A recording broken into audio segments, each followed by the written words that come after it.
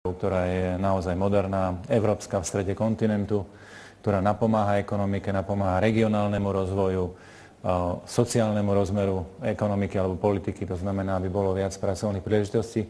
To všetko sa tam kdesi schádza. Dopravcovia na svojich osudoch, na svojich firmách prežívajú možno viac než iní dopady už či krízy alebo hospodárskej politiky štátu. Ja som veľmi rád, že skôr v dialogu, než v nejakých monológoch sa nám darí diskutovať a riešiť problémy, ktoré dnes na Slovensku máme. Často spomínam, že naši otcovia by mali radi naše problémy, lebo je to rádovo na vyššej úrovni. My sme súčasť Európskej únie, šengenského systému. Tá modernizácia už z hľadiska výstavby alebo prevádzky alebo aj mýtneho systému, ktorý bude súčasťou diskuzie, je téma 21. storočia.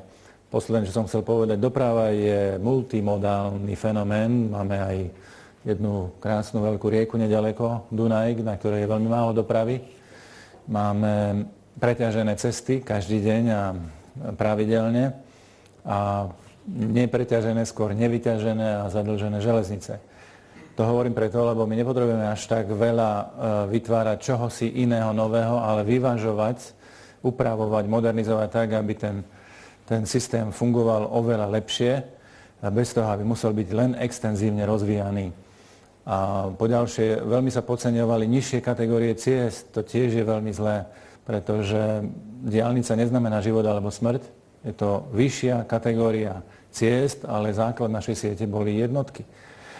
Je veľa vecí, ktoré boli buď zanedbané, opomínané, alebo slabo obhospodarované. A dnes sa to koncentruje do pomerov, ktoré sú veľmi ťaživé, ale riešiteľné. Tak ako revitalizácia železníc, tak modernizácia na cestách, či prvej triedy, alebo rýchlostných, alebo diaľničných je možná.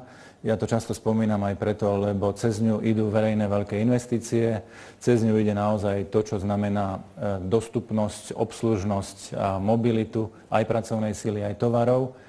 A zároveň, keďže som ministrom aj pre cestovný ruch, tak dovolím si to spojiť práve preto, lebo tam, kde sú dobre kvalitné cesty, prídu aj cestujúci, aj návštevníci, všimnú si aj čosi iné, nie len pozerajú na cestu, či je tam jama alebo nie. Cesty, cestovný ruch je veľmi dôležitá spätosť. A to posledné, čo pripomeniem na úvod, byť v strede znamená nebyť ostrovom, ale tým, ktorý spája, ktorý dokáže komunikovať, kooperovať na podobných pravidlách, štandardoch, princípoch. To dnes je veľká výzva pre Slovensko, aj pre dopravcov, aj pre správcov alebo prevádzkovateľov natoľko, aby sme z tejto našej pozície získavali čím viac. A doprava k tomu môže výrazne, významne prispieť aj cestná, aj železničná, aj vodná, aj letecká. Dokonca by sme mohli hovoriť o ďalších súvislostiach. Takže ako správny minister dopravy hovoríte o všetkých týchto aspektoch a všetkých odvetviach. Ako to vnímate vy, pán prezident? Má alebo nemá nákladná doprava u nás nejaké priority? Pociťujete dostatočnú podporu pri rozvoji svojho podnikania zo strany štátu, možno samospráv? Ešte raz dobrý deň všetkým divákom. Cestná doprava ako taká, partnerstvo s ministerstvom dopravy je samozrejme a veľmi významné. Dá sa povedať, že v poslednom období bolo aj veľmi intenzívne a preto sa nám podarili mnohé veci pre cestných dopravcov uskutočniť. Bolo to zníženie likvidačných pokút, alebo teda umravnenie likvidačných pokút v mýte. Podarilo sa nám odstrániť uvažovaný absolútny zákaz jazd na cestách 2. 3. triedy. No a boli sme veľmi blízko ku korektnej dohode v sadzbách mýta. No, ale čo sa týka pomoci a čo sa týka osudov cestných dopravcov, vôbec to nie je ružové a my samozrejme sme si vedomi, že sme len jedna časť doprav, ktorá na Slovensku môže existovať. Vôbec sa nebránime spolupráci s iným druhom dopravy, ale je treba povedať, že práve v dnešných dňoch osadzame zákazové značky. Obmedzovanie jazdy cestných dopravcov svojím spôsobom obmedzuje nielen cestných dopravcov, ale aj regióny ako také. To znamená, že to úzko musí súvisieť s určitými kompenzáciami a tu vidíme práve priestor pri daniach z motorových vozidiel. Predsa nie je logické, aby sme platili za veci, ktoré jednoducho nemôžeme využívať. Ďalej, z ďalších takých zásadných vecí spomeniem ekológia. Je to téma, ktorá znie vo všetkých médiách, oháňame sa budúcimi generáciami, hovoríme o tom, čo všetko ideme robiť, ale zoberme si cestnú dopravu. Preferencia ekologických vozidiel je nulová. Nulová. Tuto vidíme jednoznačne oblasť, kde treba výrazným spôsobom zmeniť túto situáciu. Proste nie je možné, aby trpeli na to tí, ktorí investovali do nových moderných technológií vozidiel a nemajú z toho žiadne benefity a vôbec nie už ozaj ten strom, to prostredie pre tie deti a potom pre tie budúce generácie. Takisto musíme hovoriť aj o tom, že máme takmer 2 roky od zavedenia elektronického výberu mýta. Čo to znamenalo pre cestných dopravcov? Mali sme možnosť vidieť, teda pred 2 rokmi, jednoducho je to viac ako 1000% nárast nákladov za používanie ciest oproti dovtedy platným diaľničným nálepkám. Ale toto je moderný trend, s tým sa nakoniec musíme stotožniť a musíme to vnímať tak ako fakt, ale na druhej strane poučme sa z vyspelých moderných krajín, kde všade pri zavádzaní takéhoto systému došlo automaticky ku kompenzáciám pre vlastných dopravcov. A to bolo v podobe zníženia daní z motorových vozidiel, to bolo v podobe zavádzania profesionálnych vratiek zo spotrebnej dane a podobne. To znamená, že ja tu len naznačujem oblasti, ku ktorým sa vieme dostať a nadviažem na to, čo hovorí pán minister, kde je cesta, tam je život. My tú cestu ponúkame, poukazujeme na ňu a na druhej strane ide nám práve preto, aby ten život zostal nielen tých regiónov, ale aj toho cestného dopravcu ďalej zachovaný. Značil som si množstvo pripomienok, ktoré ste načrtli. Budeme ich teda riešiť postupne. Je to naozaj určitý komplex rôznych problémov. Pán profesor, poďme sa najprv pozrieť na to, akým spôsobom je vlastne u nás ako sú podelené kompetencie, kto čo má na starosti a kto komu čo platí. Autodopravcovia, ako vieme, platia za diaľničné známky a elektronické mýto štátu.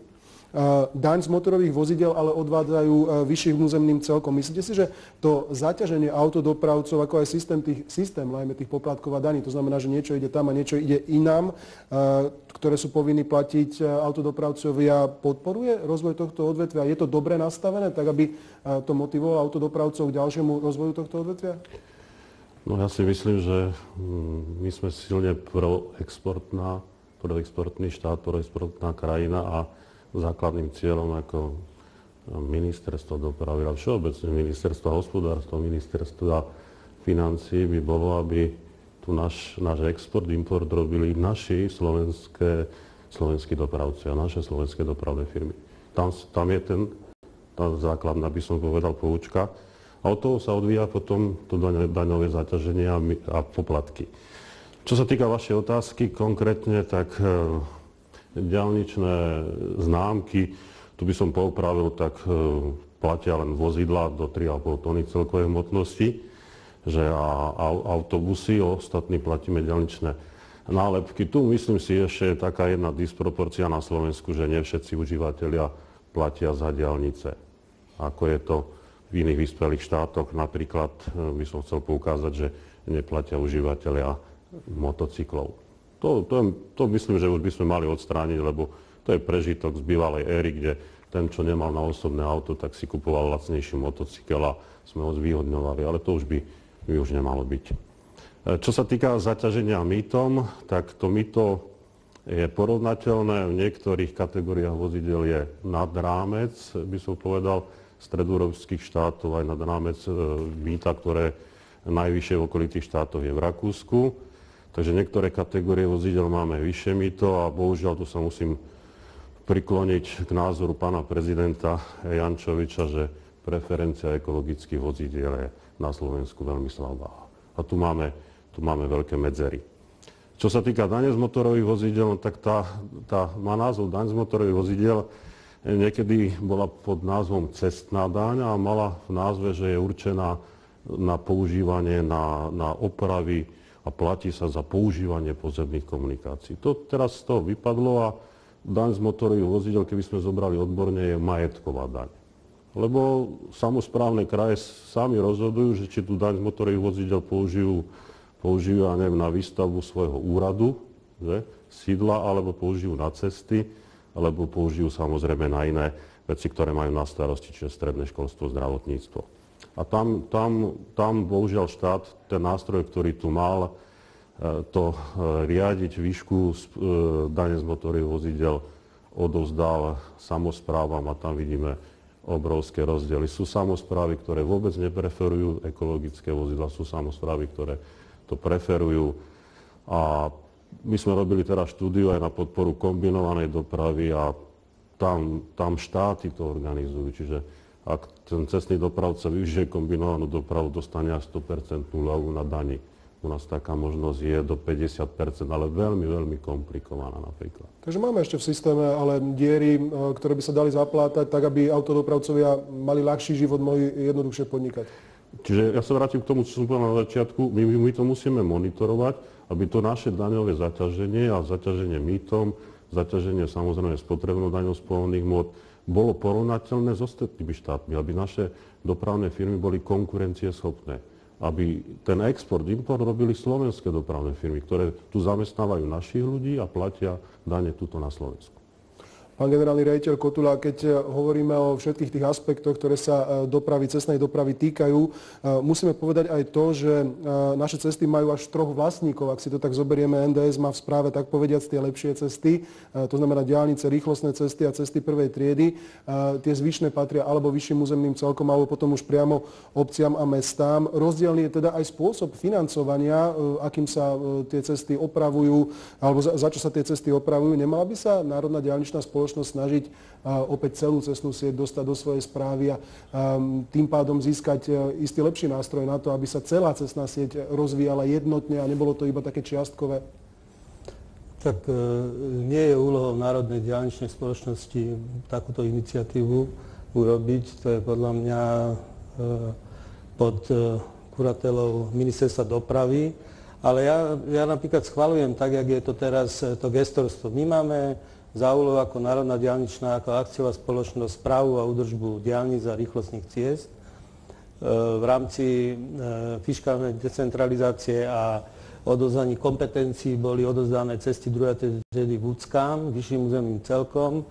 Majú k tomu aj finančné prostriedky z dane z motorových vozidiel.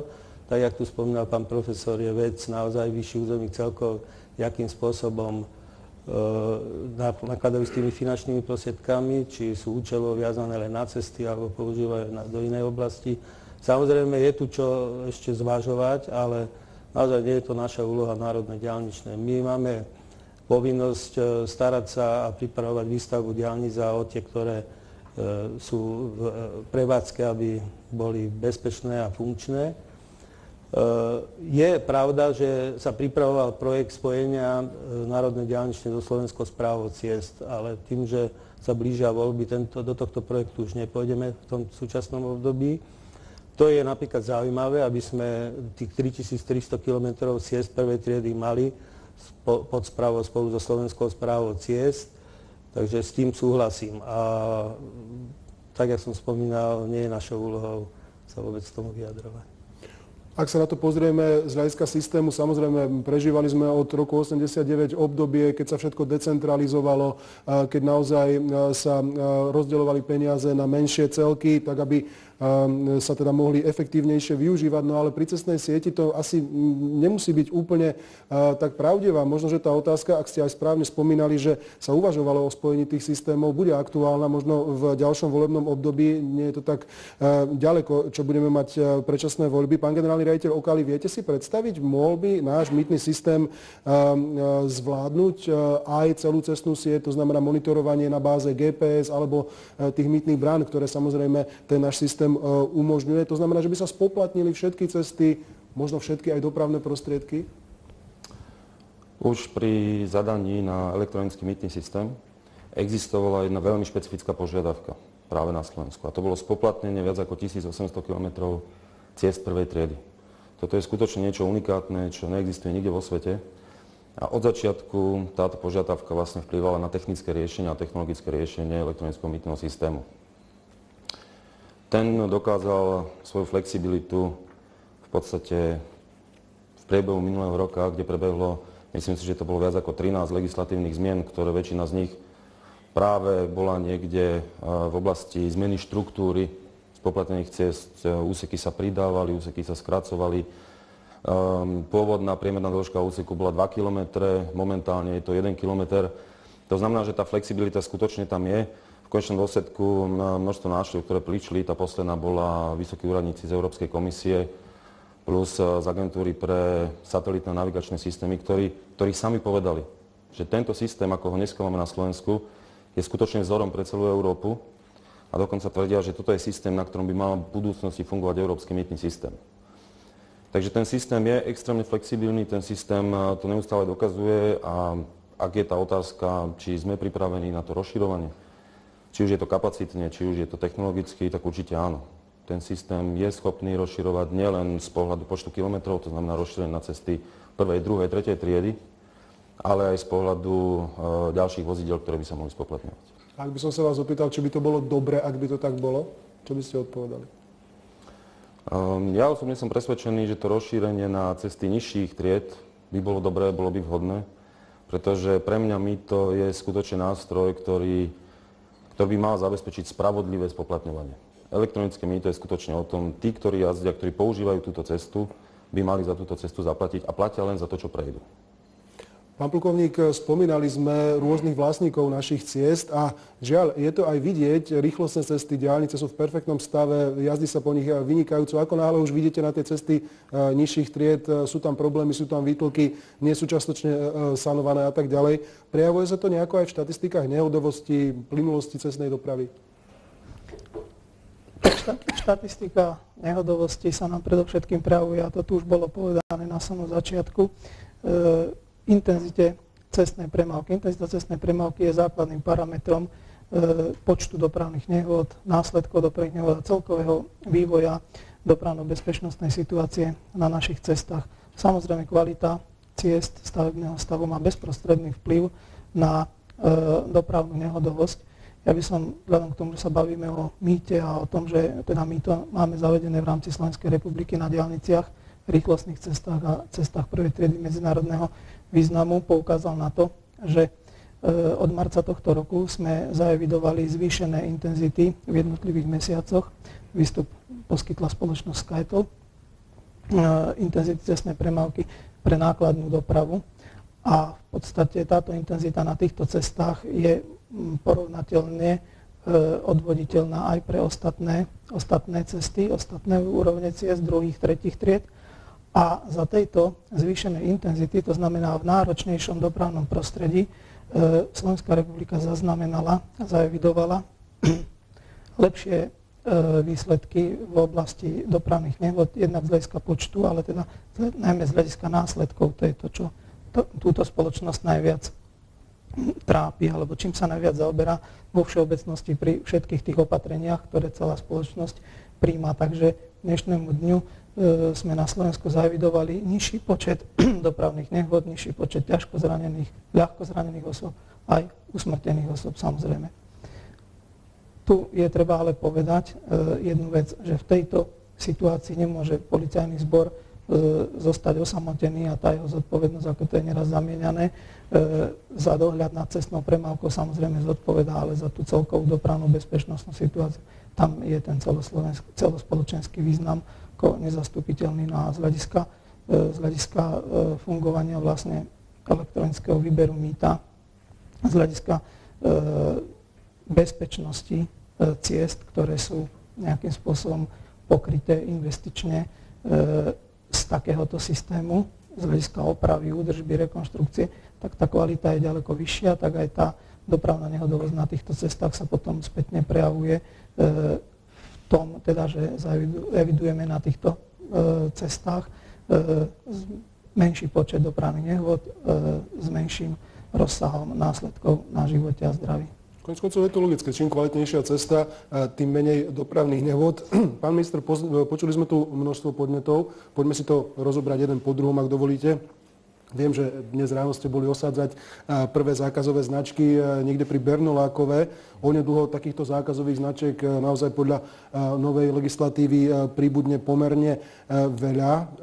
Neobávate sa napríklad toho, že tieto zákazové značky, ak si to predstavíme, že idete po diaľnici a na každej tej odbočke by ste mali mať zákazovú značku vyženú, v podstate nákladnú dopravu na tie obchvaty veľkých miest, a že to teda kamióny budú musieť obchádzať tam, kde doteraz mohli ísť priamo? Aj som si robil poznámky z viacerých podnetov a to, čo som povedal na úvod, platí.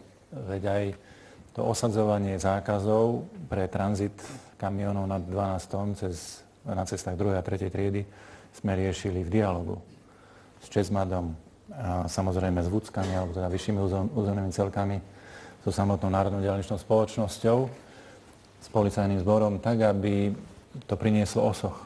Aby to bol poriadok, ktorý potrebujeme, lebo nie všetky cesty sú určené pre každý typ dopravy.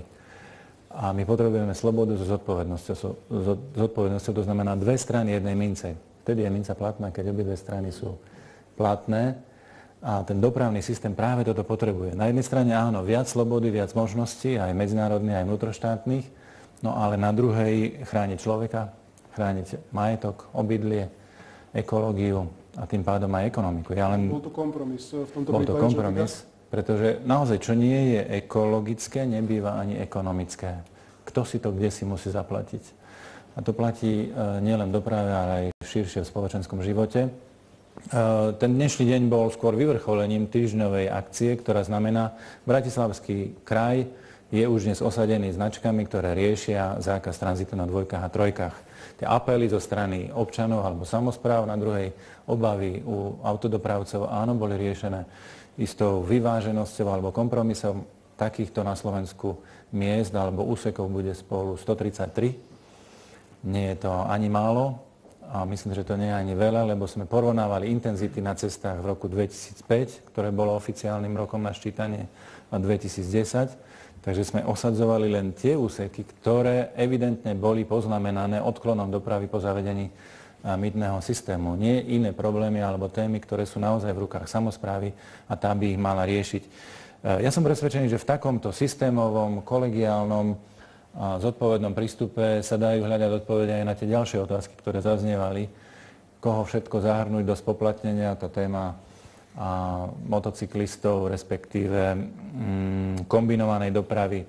Ideme budovať integrované body alebo uzly na Slovensku, kde vlaková a cestná doprava sa stretnú tak, aby to plynule, rýchlo mohlo prebiehať medzi dvoma systémami, aby sme nemali preťažené cesty a nevyťažené vlaky, hlavne ide o ťažké náklady. Viacero tém sa dotýkalo úprav v mýte. Áno, teraz ideme urobiť vyhláškou zmenu v systéme tak, aby sa scelili úseky. To znamená, pre dopravcov to bude skôr výhoda, lebo nezaplatia viac, skôr menej. Pre štát tiež, pretože výnos celkovo môže stúpnuť. Systém naozaj je technologicky moderný a otvorený z hľadiska rozširovania. Je to téma náročná aj politicky, aj ekonomicky. Ale ja som presvedčený, že primerané riešenie, ktoré znamená, že systém je širší a môže znamenať aj väčšiu spravodlivosť, ak budú upravené sadzby tak, aby sa to oplatilo. A opakujem, my sme naozaj a máme na stole riešenie, ktoré ráta už s silným zvýhodnením ekologicky zodpovednejších alebo spoľahlivejších tried nákladných vozidiel. Je to veľmi potrebné aj z hľadiska slovenského životného prostredia. Opakujem, čo nie je ekologické, nie je ekonomické. Zvýhodňovať tých, čo zodpovedne zmýšľajú, obstarávajú, nakupujú, aj z hľadiska znečistenia životného prostredia chceme. Je to veľmi potrebné.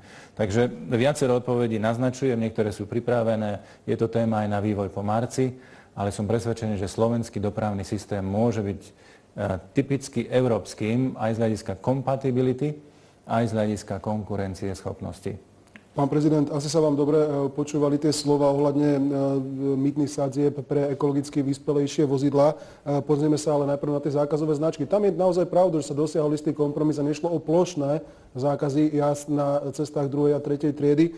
Mení sa z tohto pohľadu niečo pre vás? A potom teda tá druhá otázka. Ja len potvrdím slova pána ministra na úvod, že naozaj tá intenzívna komunikácia sa aj premietla do toho, že sme boli vypočutí a tie náznaky tých ekologických stimulov, zľav a tak ďalej sú predjednané. To je si myslím, že veľmi dobre. Čo sa týka zákazových značiek. Už to tu bolo povedané, že absolútny zákaz sa nám ako Česmadu, našim členom, podarilo podľa mňa veľmi vecnými a rozumnými argumentami dostať do roviny, ako povedal pán minister, kompromisu. Kompromisu nielen pre cestných dopravcov, ale aj pre regióny ako také, pretože kto bude investovať do regiónu, povedzme ešte menej rozvinutého a k nemu nevedie cesta, respektíve so samými zákazovými značkami. Hovoríme, že tepnami hospodárstva je cestná doprava, sú to vozidlá, ktoré nejakým spôsobom fungujú. Na čo tam budem investovať, na čo tam budem robiť výrobný závod, obchodný, keď sa tam neviem dostať, aj keď by som cez tie výnimky a tak ďalej. Ale jednoducho, zákazové značky už dneska nechajme tak, je to vecou kompromisu, myslíme si, že mohli sme ešte ustať lepšie podmienky, ale budiš. Dneska už je to zadefinované, ale čo súvisí so zákazovými značkami? Už to tu naznačil aj profesor Gnáp, bolo to tu povedané. Daň z motorových vozidiel. To je to, čo súvisí s cestami 2. a 3. triedy. Sice sa premenoval na daň z motorových vozidiel, ale aj smernicami Európskeho parlamentu je to klasifikované cestám nižších tried, údržba, opravy, rozvoj, investície. Povedzte mi, nech sa ktokoľvek seriózny zamyslí, keď ide do kina, vie, že zaplatí ešte viac ako štandardný lístok, a pritom si je istý, že nebude vidieť buď celé plátno, alebo celý film. To je situácia, do ktorej sa dostávame my. Máme platiť vyššie dane z motorových vozidiel a nesmieme používať čas ciest, ku ktorým sa tá daň z motorových vozidiel vzťahuje. To sú tie cesty 2. a 3. triedy. Osobne si myslím, že daň z motorových vozidiel, tak ako je riešená na Slovensku, neštandardne, že ju spravujú vyššie územné celky, nie je dobrá ani pre tie vyššie územné celky a nie je dobrá ani pre cestných dopravcov. Vysvetlím prečo. Zoberme si ako príklad bratislavský vyšší územný celok, ktorý vyberá 2 až 3-násobne viac finančných prostriedkov z daní z motorových vozidiel, ako vyberajú ostatné vyššie územné celky. Paradoxne, práve tento vyšší územný celok má v porovnaní s ostatnými najmenej, ale suverénne najmenej ciest 2. a 3. triedy, povedzme 560 km, oproti takému Banskobystrickému alebo Prešovskému, ktorých má správe 2500 km. Keď porovnáme klimatické podmienky, obdobie zimy, ktoré je tam ďaleko dlhšie, keď porovnáme len horské prechody, ktoré sú tam a náklady na údržbu takýchto ciest, je absolútne neporovnateľné s týmto tu. Bohužiaľ, bratislavský nemá prečo dávať Prešovskému. Keď zoberieme, jaká je sadzba stanovená Európskou úniou minimum na daň z motorových vozidiel, je to 515 €. Pre divákov slovenský dopravca zaplatí za každý kamión viac ako 2000 €. Zoberme si len porovnanie s okolitými krajinami, Poliak, Čech, Maďar, taký istý dopravca za taký istý kamión platí polovicu. Zoberme si ekologické zľavy, o ktorých tu hovoríme. V daní z motorových vozidiel je priemer na Slovensku, vrátane všetkých vyšších územných celkov, niektoré majú 0, 7%. Porovnajme tie spomínané ostatné krajiny, 50%. Tak potom, ako môže slovenský cestný dopravca konkurovať v cestnej doprave, ktorá nie je fixovaná na jedno miesto, ale je na kolesách a dneska nie je problém, aby tu došiel kamión a aj chodia, už práve preto, že nemáme rovnaké podmienky, z iného štátu, ako je to zo Slovenska. Nehovoriac o tom, že aj Slováci na tom malém Slovensku, my cestní dopravcovia, nemáme jednotné podmienky, pretože každý vyšší územný celok má inú sadzbu dane z motorových vozidiel. Iné úľavy, iné zľavy a dokonca iné oslobodenia. Taký istý podnikateľský subjekt, ktorý jazdí po cestách, je dokonca oslobodený, súkromný. Nechápem prečo. Prečo práve len my musíme celú túto časť splácať. Boli by ste teraz za to, aby sa tie peniaze opäť zlievali na jednu kopu, ako to bolo kedysi, a potom sa centrálne prerozdeľovali? Tam práve, ako som spomínal už aj v úvode, tých 20 rokov bolo decentralizácie, to znamená, sme to považovali za isté oslobodzovanie sa práve od systémov, kde sa riadilo centrálne a kde možno do tej najmenšej dedinky ten úradník ani nedovidel. A to práve bol problém, preto si obce a mesta žiadali viac kompetencií. No hej, to je v poriadku. Ja si myslím, že ja som za to. Tam, kde môžeme, decentralizujme. Ale práve tu je decentralizácia brzdou. To si zoberme, že zavádzaním elektronického mýta v ktoromkoľvek štáte, už som to spomínal, došlo ku kompenzáciám. Napríklad v daní z motorových vozidiel. Zníženie, výrazné zníženie daní z motorových vozidiel. A to sa netýka len okolitých krajín, to aj Nemecko urobilo. No a my sme to nemohli urobiť, pretože štát, ako keby chcel, môže vynaložiť, aké chce úsilie, nemá kompetencie, má ich vyšší územný celok. To znamená, v tomto prípade je podľa mňa decentralizácia brzdou a jediným riešením, akým spôsobom to je dať do poriadku, je dať to naspäť pod štát a má to logiku. Má to absolútnu logiku. Pretože výber jednotlivých vyšších územných celkov je asi taký, že niekto vyberie a nevie minúť tie peniaze a niekto ani ich nevyberie a potreboval by viac. Preto som presvedčený, že to treba dostať pod štát, jednoducho mať centrálny výber a odtade metodiku prerozdeľovania na tie úseky, kde to naozaj treba, kde to treba urobiť.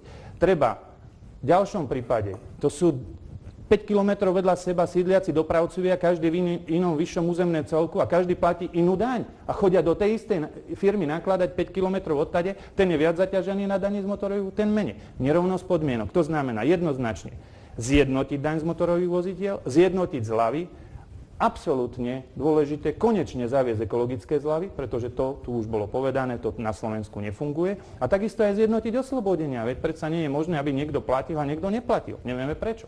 Ďakujem pekne. Pán profesor Knap, vraciame sa tak trochu k tej mojej pôvodnej otázke, ale poďme ešte k tým zákazovým značkám. Ako to vnímate, toto riešenie? Myslíte si, že sa zvýši počet kamionov? Sme si to tak trocha nedopovedali s pánom ministrom na obchvatoch, to znamená, že tie zákazové značky budú vyháňať kamióny do tých širších koridorov a do väčších miest? Nerobil sa nejaká dopadová štúdia, neviem o tom, že by sa robila nejaká dopadová štúdia týchto zákazov. Jednoznačne, čo sa týka zákazov jazd vozidel tranzitujúcich cez nejaké územia, tak sa využívajú tie zákazy jazd v zahraničí, ale upozorňujem, ak je dostávaná nosný dopravný systém, ak by sme mali dostávané diaľnice, rýchlostné komunikácie, tak ako máme naplánované, tak môžeme tu ísť pár kilometrov do Rakúska a hneď máme prvú zákazovú značku, že nemôžeme ísť mimo diaľnice len za účelom nákladky a výkladky. Čiže, lebo tie zákazy, prvotné hľadisko tu bolo, aby sa obchádzali spoplatnené úseky. Čiže to je ten problém. A čo sa vrátim k tej vašej otázke, tak pravdepodobne to nastane, lebo máme niektoré cesty druhej triedy relatívne ako v dobrom stave, ktoré sa využívali na cestnú nákladnú dopravu. Tie vozidlá ubehli menší počet kilometrov tam, kde je nedostávaná dopravná infraštruktúra. Tu je otázka druhá, ale to je skôr na správcov komunikácií, lebo tie nákladné vozidlá, ak nie sú opravované mosty a cesty, tak samozrejme spôsobia deštrukciu. Čiže máme celý rad mostov a komunikácií, ktoré skutočne ako tá jazda nákladných vozidel už je, ktoré využívajú tú celkovú hmotnosť za 40 tón, je už nebezpečná. To je jedno hľadisko, čiže tam, kde také mosty máme, tak tie zákazy majú opodstatnenie. Čiže ja sa vrátim k tomu, a to je ekológia. To vozidlo mohlo ísť 100 km, možno aj po ceste druhej triedy, kde neboli tie mosty, a teraz pôjde 150 km, pôjde aj na obchvate veľkých miest a 50 km to je vyššia spotreba a tým má viacej exhalátov. Takže tam nebola robená dopadová štúdia odborná, neviem o tom, takže nemôžem dať jednoznačné stanovisko. Ale automaticky, ak nebudeme môcť cez druhú triedu, budem musieť využívať nejaký tranzit cez nejakú cestu prvej triedy, alebo samozrejme, takže tam ten náraz asi bude. Pán generálny riaditeľ Kotuľa, pán prezident hovoril aj o iných možnostiach, ako teda uľahčiť život autodopravcov. Sú to najmä mýtne sadzby, ktoré im prekážajú v tom, že nie sú odstupňované naozaj napríklad podľa kvality tých vozidiel, podľa ekologickej vyspelosti tých vozidiel.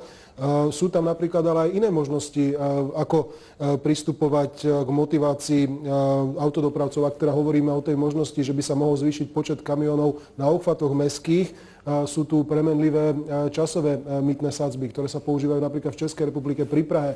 Inú sadzbu mýtnu zaplatíte v piatok, inú zaplatíte v pondelok a tak ďalej a tak ďalej. Vnímate tieto možnosti z hľadiska Národnej diaľničnej spoločnosti ako reálne? Pristúpi sa k odstupňovaniu týchto sadzieb?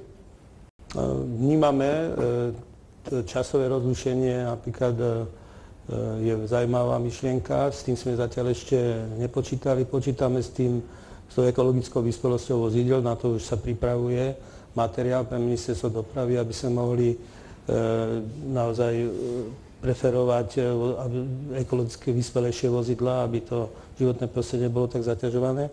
Ale ja by som sa ešte vrátil k tým zákazovým značkám. Tamto základnou myšlienkou bolo, cesty 2. a 3. triedy nie sú stavané na takú záťaž ako tieto nákladné autá, ktoré tranzitujú, ktoré prevážajú ťažký tovar.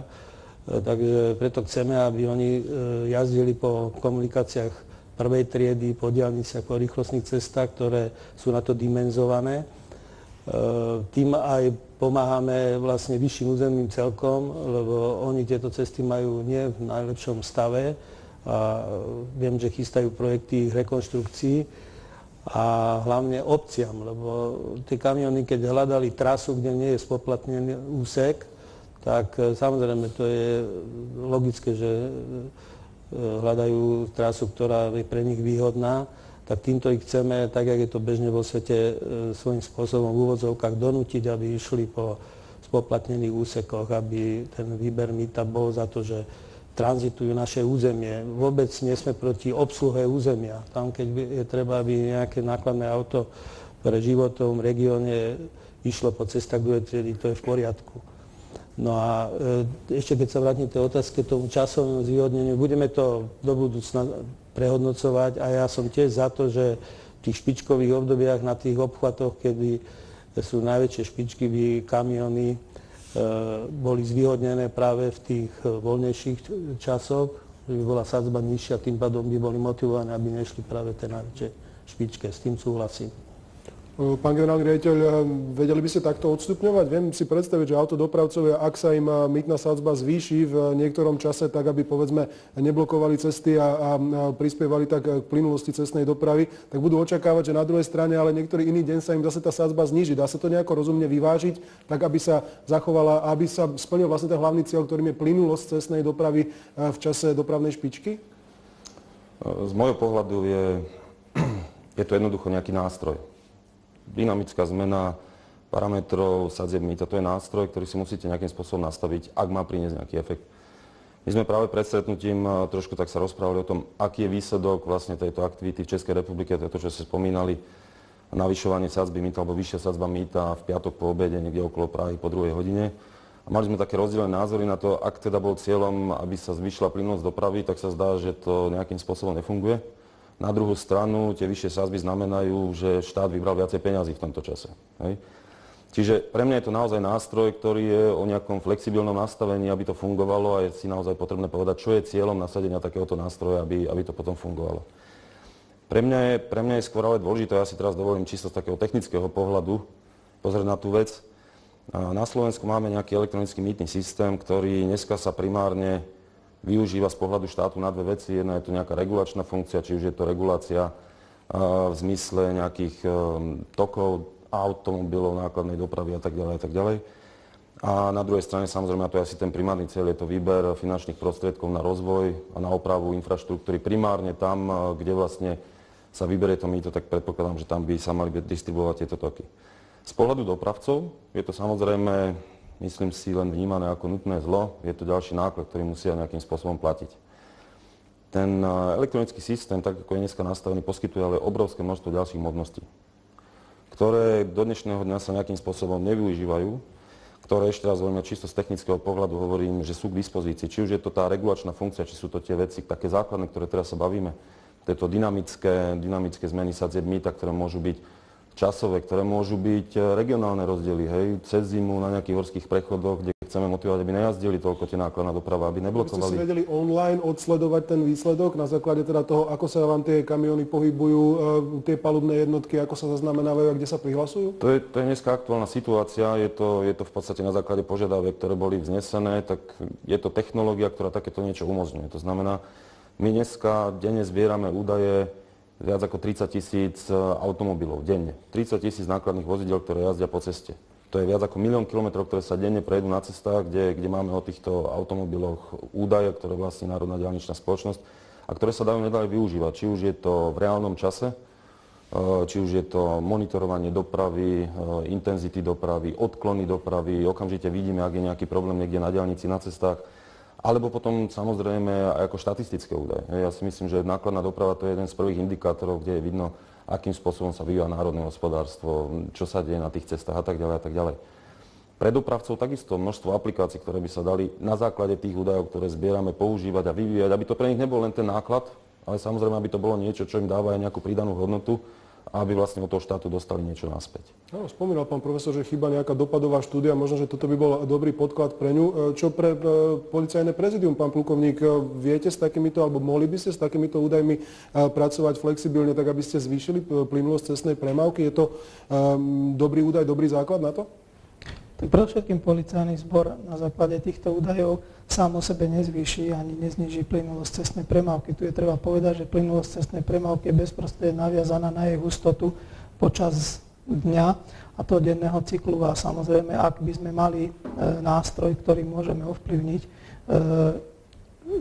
časový údaj vo vzťahu k dopravnej špičke a regulovať prostredníctvom takéhoto nástroja hustotu premávky v čase dopravnej špičky, to znamená aj plynulosť, tak vedeli by sme si to predstaviť, že by to malo veľmi pozitívny dopad na celkovú bezpečnosť a plynulosť na cestách.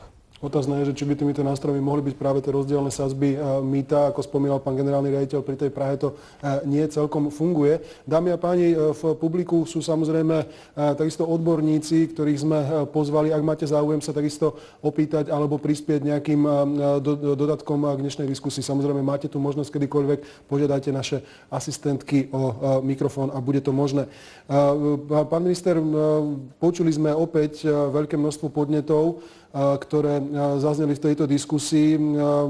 Máte určitú predstavu o tom, ako to teraz bude až do predčasných volieb, čo sa ešte môže spraviť, čo sa už spraviť nemôže? Sú tu isté možnosti, ktoré sa dajú ešte zaradiť medzi normálne kompetencie vlády, kde naozaj nikto nemusí prichádzať s nejakým problémom, že by teda vláda chcela ešte niečo robiť. Sú ešte také veci, ktoré by ste chceli dotiahnuť? To, čo sa teraz dialo okolo zákazu tranzitov, je odpoveď na stav, ktorý tu zhruba 2 roky postupne trvá, alebo sa definoval zavedením elektronického výberu mýta. A naša odpoveď je v tomto čase, dávame to do poriadku. Pretože naozaj tie cesty 2. a 3. triedy neboli stávané na takú záťaž, respektíve ten odklon nastal zavedením mýta a preto isté opatrenia boli veľmi potrebné a volali po nich aj regióny, samosprávy, samozrejme občania. Nie je to len o cestách a nákladoch, ale je to o ľuďoch, ktorí žijú a potrebujú slušný vývoj alebo perspektívu v tých obciach a mestách, ktorých sa to týka. Chceme ešte upraviť celý systém z hľadiska delenia na úseky, to znamená naplniť ten model, o ktorom sme hovorili, že sa scelia úseky a tým pádom zlepší aj výnosnosť. A budúce kroky, predpokladám, že budúca administratíva z hľadiska zodpovednosti si skôr osvojí, lebo veľa podnetov tu zaznelo. Ja som presvedčený, že ak máme moderné nástroje, tak by to malo priniesť modernizáciu, ktorá sa prejaví na ekonomike, na ekológii, na efektívnosti, ťažké slova, ale každé z nich znamená veľmi dôležitý pohľad v čase krízy. Keď žijeme s deficitom, alebo teda na pôžičky, lebo to nie je len o krajinách, ktoré majú veľké ťažkosti, aj my máme systém, ktorý zatiaľ beží v deficite. A preto... Ja som si napríklad ešte jednu náležitosť, vrátka spotrebnej dane, to je vec, ktorá už v zahraničí funguje. Preto ja si myslím, že tá téma o daniach je veľmi dôležitá, lebo náš daňový systém zďaleka nie je ideálny a to, ako sa robila reforma verejnej správy, si vyžaduje novú reflexiu. Aj kvôli stavu vecí verejných, aj kvôli tomu, že naozaj veľmi rozmanito sa správajú regióny vo vzťahu k dopravcom a už to až spôsobuje ťažkosti, problémy s tým, že jedni majú oveľa vyššie príjmy, než majú náklady z tých motorových vozidiel a mnohí na Slovensku zostávajú či zaostávajúcimi alebo chudobnejšími príbuznými. To nie je dobre mať takýto systém. Preto jeho revízia buď tým spôsobom, že sa celkovo do prehodnotenia vytvorí nejaký štátny systém znovu a bude redistribuovať náklady do regiónov, alebo vytvoria pravidlá, ktoré budú predsa len vyváženejšie medzi 8 regiónmi, aby to bolo spravodlivé, férové, je potrebné. Zjednotila tá daň medzi jednotlivými vyššími územnými celkami? Riešiť to treba, nechcem to teraz uzatvárať, ale riešiť to treba. To druhé, čo spomínate, je vrátka dane, spotrebné dane z palív. Viaceré štáty to majú.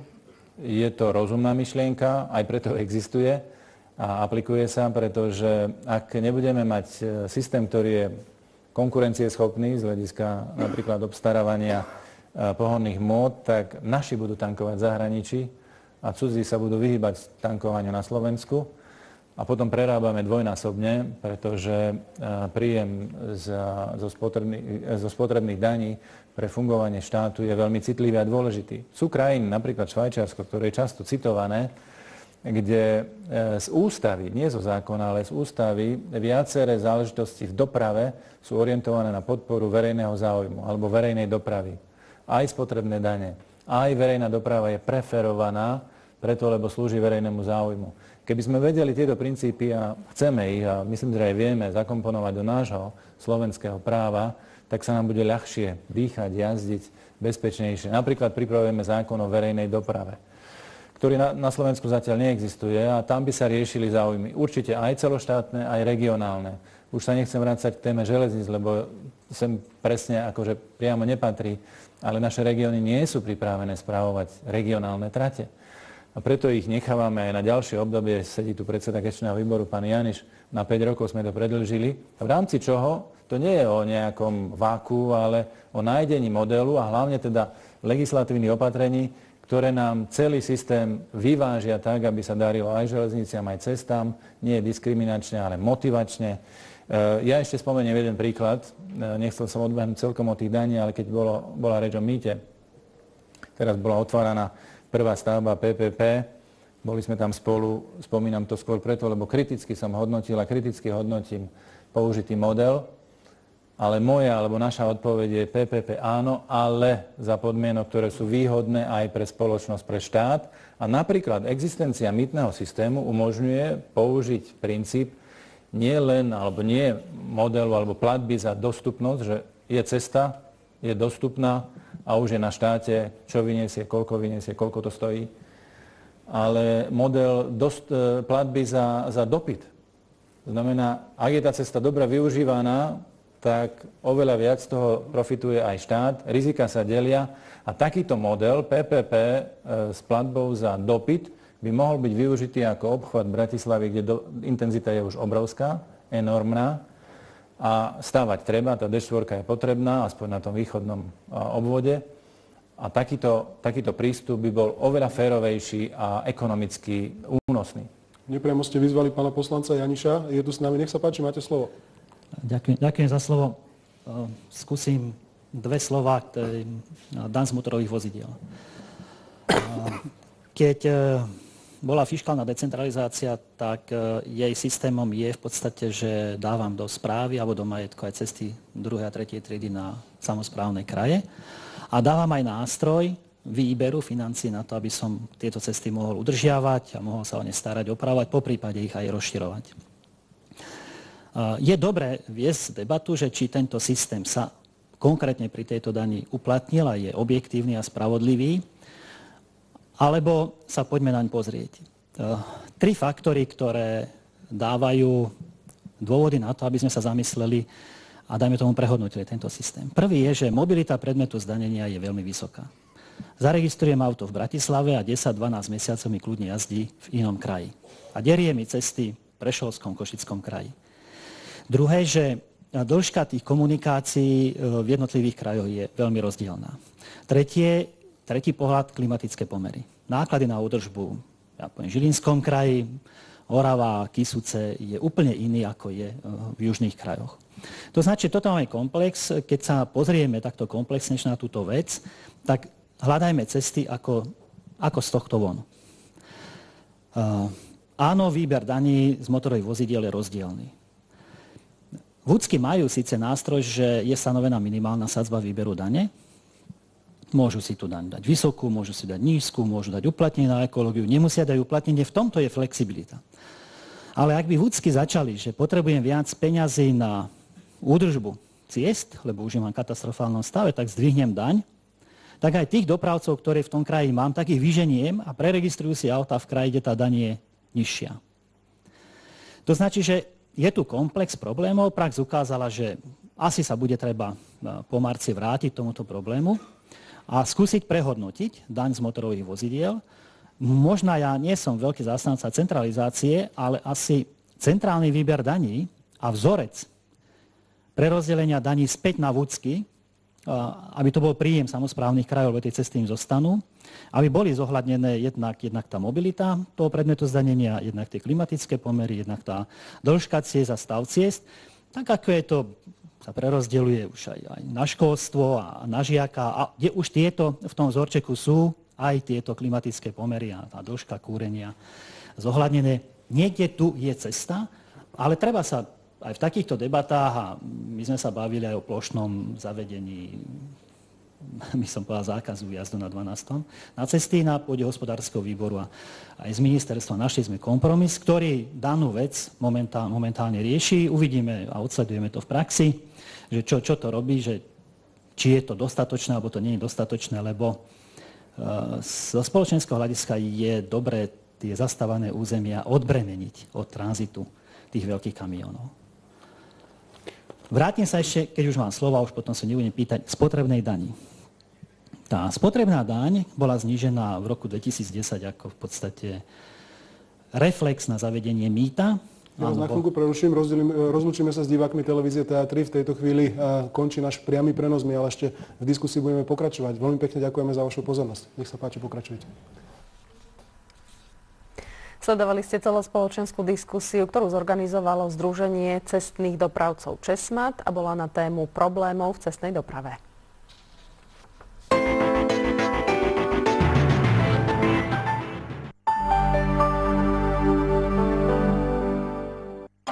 Najrýchlejším sushi rozvozom vám radi ponúkneme okrem širokého výberu čerstvého sushi, množstvo polievok, chrumkavú kačku, orientálnu panenku a rôzne druhy cestovín.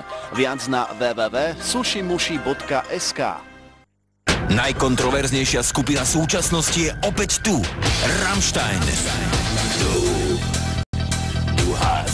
6. novembra na štadióne Ondreja Nepelu v Bratislave. To najlepšie z doterajšej histórie na koncerte plnom bombastických pyrotechnických efektov. Rammstein s ocenením najlepšia live kapela 6. novembra v Bratislave. Vstupenky a viac informácií na www.xl.sk.